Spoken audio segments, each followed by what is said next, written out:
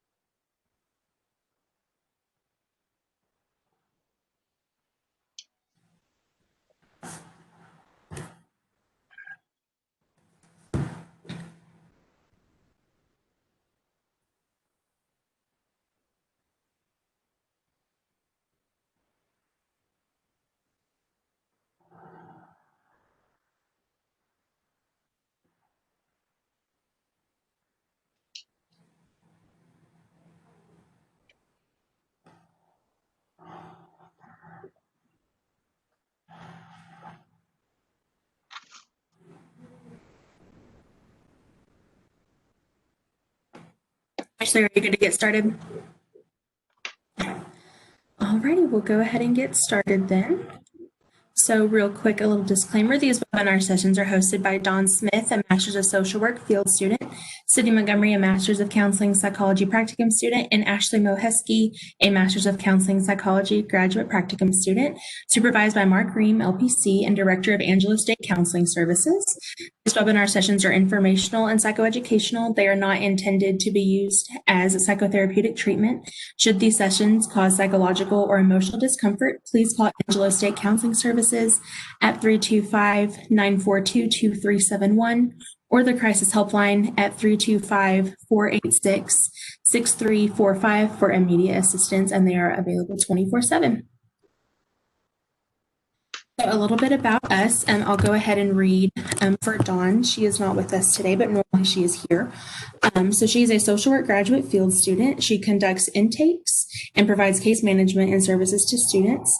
She will seek licensure as a licensed master social worker after graduation. And a fun fact about her is that she loves sci-fi. I'm Sydney. I'm a counseling psychology graduate practicum student. I conduct intakes and provide individual, group, and couples counseling.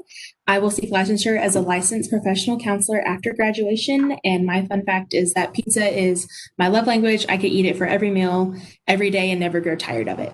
Ashley, do you want to go ahead and introduce yourself?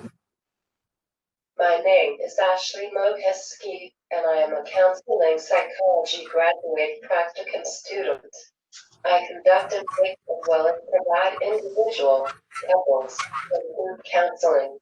After graduation, I'm a licensed professional counselor. And fact about this is motivation. Awesome.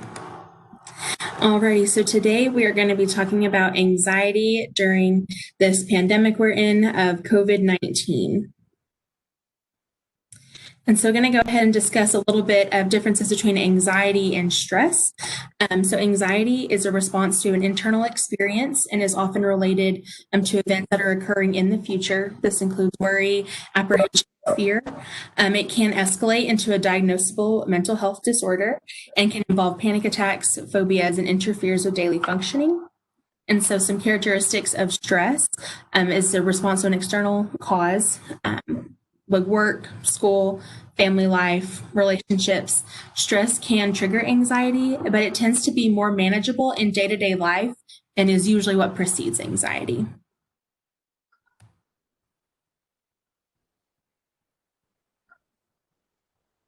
Symptoms of anxiety and stress can often be difficult to recognize because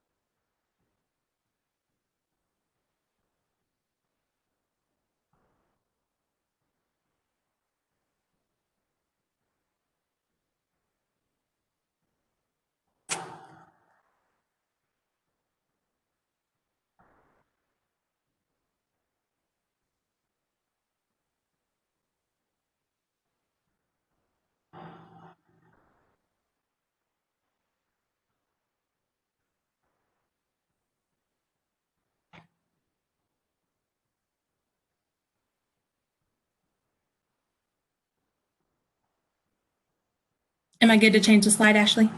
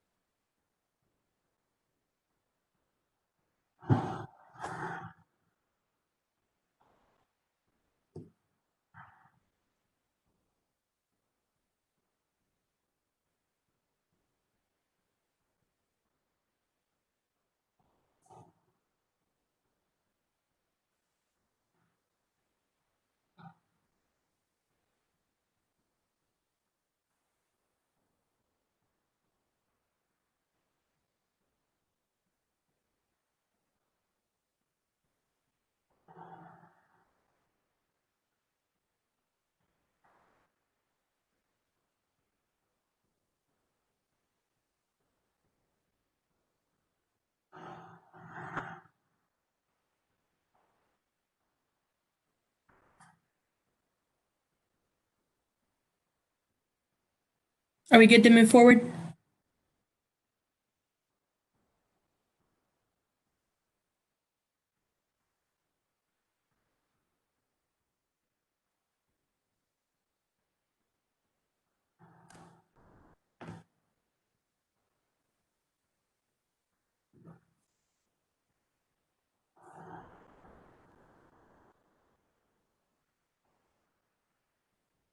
Okay.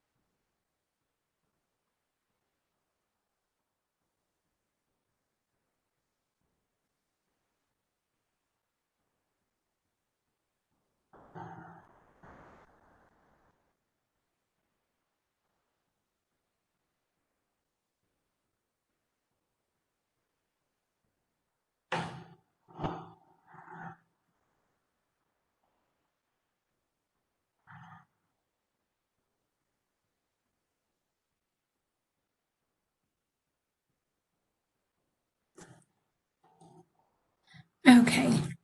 Having a little bit of technical difficulty, so we're just going to go ahead and move to the next slide. So some mental health statistics through COVID-19. So as of late June 2020, the CDC reported that 40% of U.S. adults reported struggling with mental health or substance abuse. 31% reported anxiety and depression symptoms.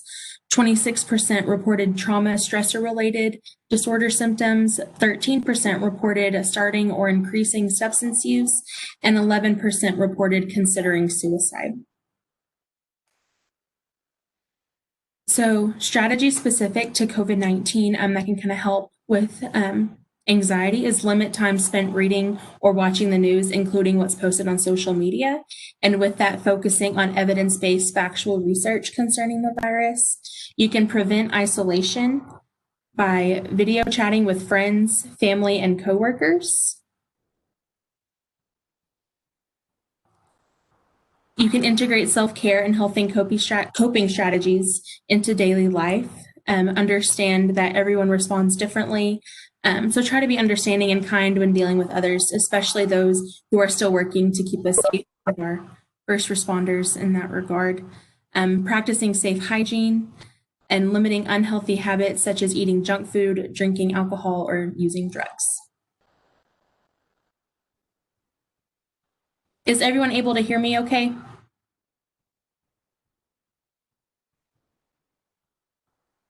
Yes. Okay. Just making sure. Thank you. And so tips from the American Counseling Association regarding COVID-19, make a list of your worries, being realistic without being catastrophic, and focusing on concrete things you can change and have some sort of control over. Brainstorm a list of possible solutions. Be aware of your emotional triggers and how you react to them, keeping in mind that some sadness and worry is normal and to be expected. Conduct a strengths inventory, identify what you are good at and enjoy, and then use those strengths to help tackle your problems. And practice kindness. Kindness is a source of joy, satisfaction, and it enhances your mood. So some relaxation techniques are relaxation breathing, and there's what's called a box method. You breathe out for 4 seconds, a 4 count, and then you hold your lungs empty for 4 seconds. Then you breathe in for 4 seconds, and then hold the air in for 4 seconds, and kind of repeat that cycle. There's meditation, and there's several forms of meditation that you can do. There's some for focus, some for sleep, for anxiety. You can find them on YouTube. And we're also going to share with you some apps that you can use as well. There's yoga, progressive muscle relaxation. That is where you breathe in as you are tensing a certain muscle group of your body, and then untense your muscles as you are breathing out. And then imagery is where you imagine yourself kind of in your happy place. For me, that would be like imagining myself at the beach and hearing the crashing of the waves and smelling the salt air, and it helps kind of relax your body and limit that anxiety. And so some helpful apps for managing anxiety and stress. So there's an app called Calm. It has guided meditation, stretching, some mindfulness exercises, relaxing noises, and music for sleep. There's Mindshift CBT, and that specifically targets anxiety.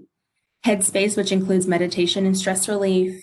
Thrive, which is game-based and targets anxiety and stress prevention. And then there's My Life, and that uses a mood check, physical and emotional, and then suggests meditation and breathing exercises. So here are just a few healthy coping strategies, things like healthy eating, exercise, journaling, which is one of my favorites, spending time with family and friends, even virtually. FaceTime is a great tool to use, Skype, things like that.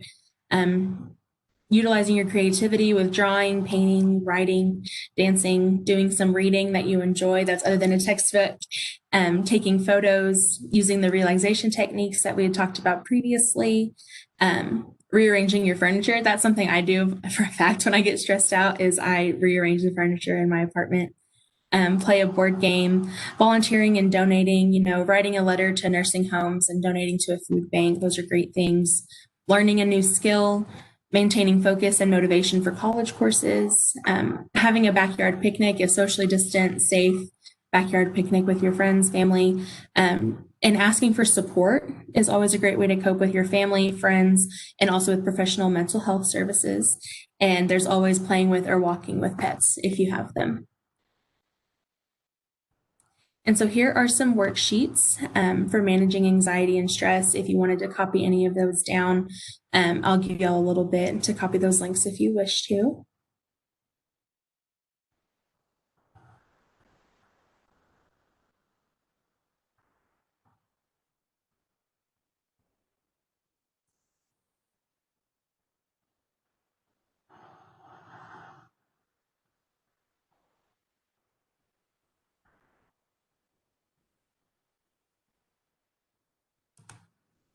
And then here's also a list of the resources that is offered at Angela State University. We've got the suicide prevention line, the Trevor Lifeline, and the sexual assault hotline, as well as our numbers, our crisis helpline, and our counseling services number.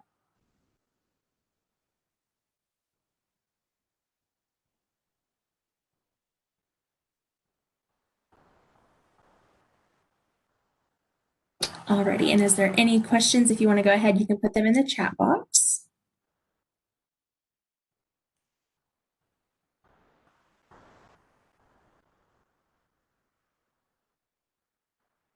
And I'll go ahead and paste the survey link.